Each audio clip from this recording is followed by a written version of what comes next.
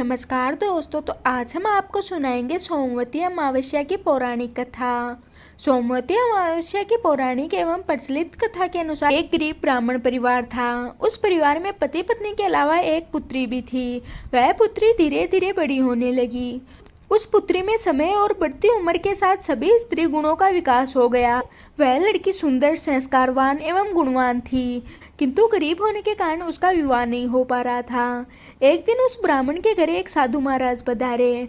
वो उस कन्या के स्वभाव से काफी प्रसन्न हुए और कन्या को लंबी आयु का आशीर्वाद देते हुए साधु ने कहा कि इस कन्या की हथेली में विवाह का योग नहीं है। तब ब्राह्मणी दंपति ने साधु से इसका उपाय पूछा कि आखिर कन्या ऐसा क्या करे जिससे उसके हाथ में विवाह योग बन जाए। साधु ने कुछ देर विचार करने के बाद अपनी अंतर्दृष्टि से ध्यान करके बताया कि कुछ दूरी पर एक गांव में सोना नाम की धोबिन जाति की एक महिला अपने बेटे और बहू के साथ रहती है, जो कि बहुत आचार विचार और संस्कार संपन्न एक प्रतिपरायण महिला है। यदि यह कन्या की सेवा करे और वह महिला इसकी शादी में अपने मांग का सिंदूर इसे लगाते तो इसके बाद कन्या का विवाह हो जाएगा और कन्या का वैधव्य योग भी मिट जाएगा। जिसके बाद साधु ने यह भी बताया कि वह महिला कहीं आती जाती नहीं है। बात सुनकर ब्राह्मणी ने अपनी बेटी को धोबिन की सेवा के लिए कहा। जिसके बाद अगले दिन कन्या प्रातः काल ही उठकर सोना धोबिन के घर जाकर साफ सफाई और अन्य सारे काम करके अपने घर वापस आ गई।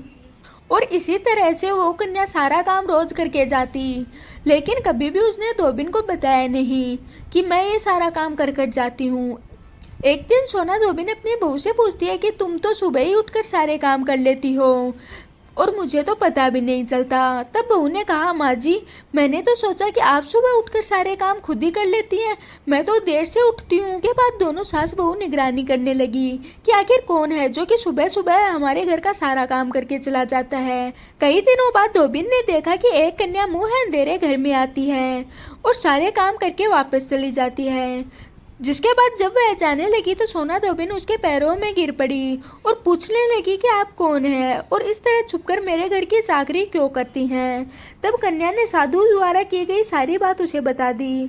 सोना धोबिन प्रतिपरायण थी, उसमें तेज था, जिसके कारण वह तैयार हो गई। सोना धोबिन के पति थोड़ा अस्वस्थ रहते थे। उसने अपनी बहू से अपने लौट आने तक घर में ही रहने को कहा। जिसके बाद सोना धोबिन उस कन्या के साथ उसके घर चली गई और जैसे ही उसने अपने मांग का सिंदूर उस कन्या की मांग में लगाया तो उसका पति मर गया और इस बात का पता सोना धोबिन को चल गया। उसके बाद वह कन्या के घर से निकली, लेकिन घर से निकलते समय वह निर्जला ही थी। यह सोचकर कि रास्ते में कहीं पीपल का पेड़ मिलेगा तो उसे भवरी देकर और उसकी परिक्रमा करके ही जल ग्रहण करेगी। और दोस्तों, उसी दिन सोमवती अमावस्या थी। ब्राह्मण के घर में मिले हुए पकवान की जगह उसने ईंट के टुकड़ों से 108 बार भवरी देकर 108 बार पीपल के पेड़ की परिक्रमा की और उसके बाद जल ग्रहण किया। ऐसा करते ही उसके पति के मुर्दा शरीर में वापस जान आ गई। धोबिन का पति वापस जीवित हो उठा।